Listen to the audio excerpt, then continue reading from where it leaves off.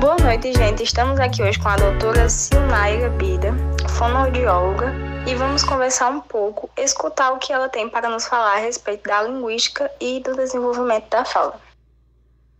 Quais são os principais desafios na interface entre linguagem e fala na atuação fonoaudiológica?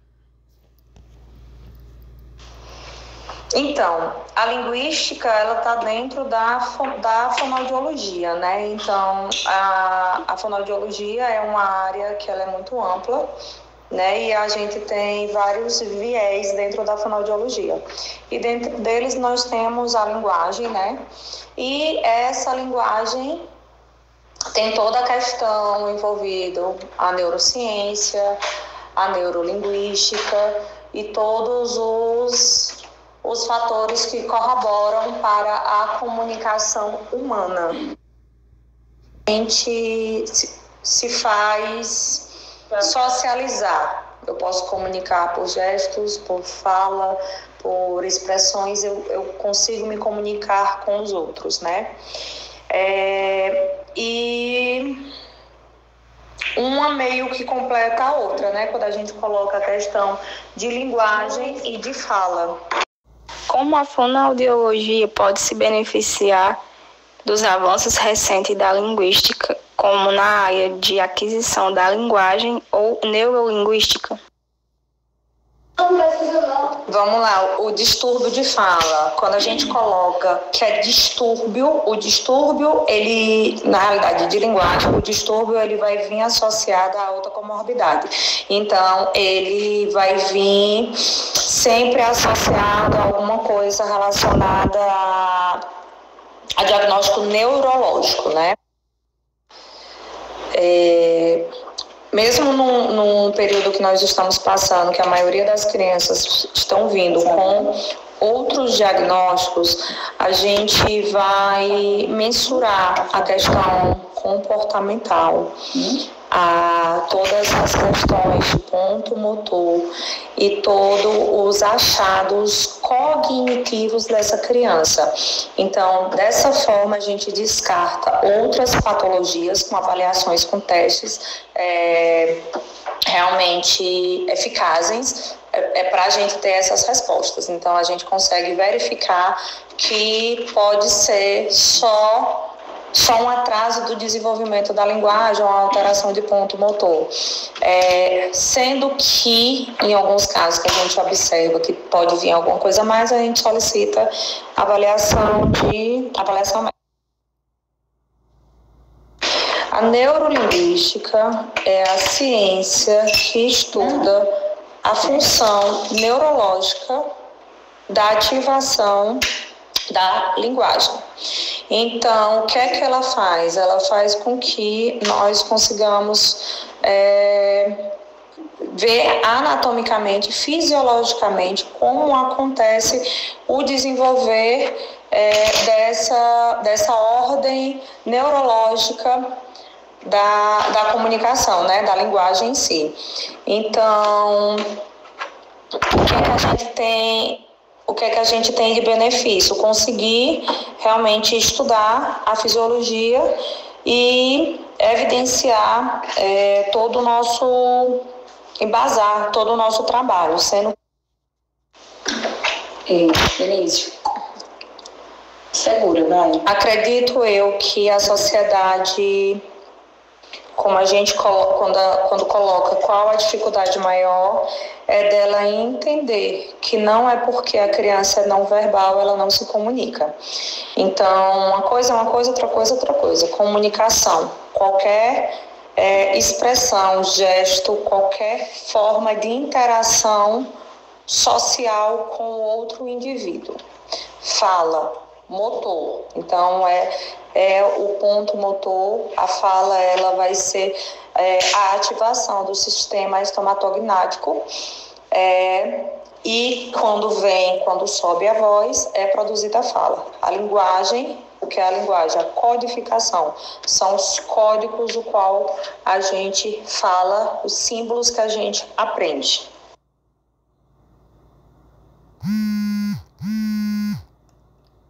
Você acredita que há espaço para uma maior integração entre pesquisadores da linguística e profissionais da fonoaudiologia? Como isso pode acontecer na prática?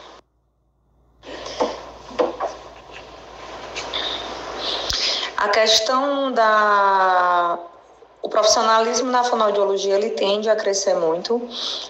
A cada dia que passa, nós temos mais diagnósticos, mais crianças neurodivergentes. A gente observa que, com o passar do tempo, nós temos um aumento também da melhor idade, né? Então, as pessoas estão procurando, estão vivendo mais, e com o envelhecimento da população, terá mais procura do fonoaudiólogo. No entanto, mesmo com tudo isso, quando se trata de ciência, de desenvolvimento acadêmico, o fonoaudiólogo é um profissional que escreve pouco. Qual a sua maior satisfação ao se trabalhar com o desenvolvimento da linguística? A satisfação de trabalhar com a linguagem é subsidiar voz, né? Então, a gente propicia ao nosso paciente uma forma de comunicação efetiva, social, cultural, no qual essa habilidade que a gente fala, que é tão pequena, que é só o desenvolvimento da linguagem, ele vai mudar tanto a vida daquele indivíduo que fala, daquela criança, quanto a vida da família, porque ele se faz ouvido, ele se faz entendido. Então, quando a gente fala do trabalho de comunicação da linguagem, ele é muito amplo, porque a gente muda a vida daquela criança e muda a vida daquela família. Muitas vezes a fala é mais esperada até do que o andar. Quais os maiores desafios no atendimento ao home care? Na realidade, o atendimento de home care, a gente pode estar atendendo todo tipo de patologia, né?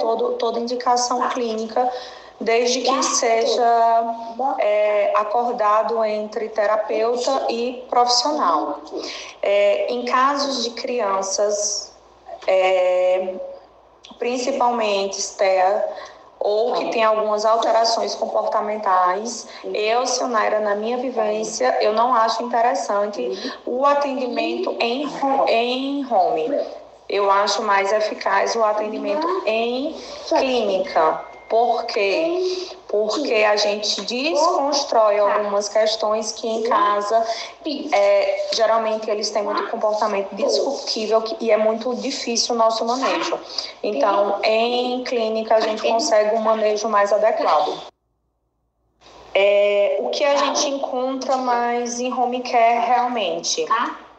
No home care, exemplo clínico lá, nós temos muitas síndromes, nós temos muito AVC, DCE,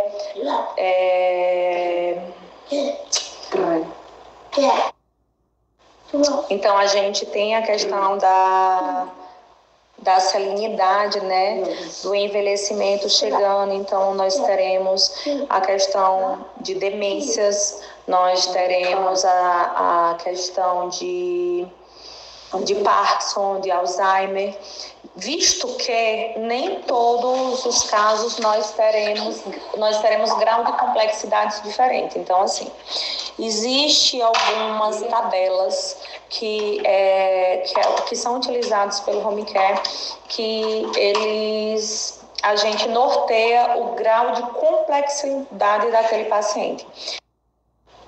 Então, no home care eu posso ter desde um paciente só de gerenciamento, ter só os profissionais, multiprofissionais passando e fazer aquele gerenciamento, a ter um paciente de baixo, médio e alta complexidade. Como assim, Sionara? Eu tenho casos de pacientes que podem sim se alimentar ainda por via oral, que não tem nenhum dispositivo. O que são esses dispositivos que a gente fala? É um tráqueo, são sondas, então, que vão variando a bebida, essas escalas que a gente tem no home care, e acaba que vai variando o grau de complexidade, mas o que é de alta complexidade? Geralmente são pacientes que têm alguns dispositivos, que fazem de ventilador. Nisso a equipe é uma equipe totalmente completa, então fono, fisioterapia ocupacional, médico, enfermeiro, técnico, assistente social, então... Visto que cada paciente tem um tratamento individualizado e personalizado, como fonoaudióloga, como é a sua relação junto aos familiares? Atualmente eu só sou proprietária, né? Eu sou CEO do home care, eu não faço mais o atendimento por opção, mas a maioria dos pacientes de home care são da melhor idade, né?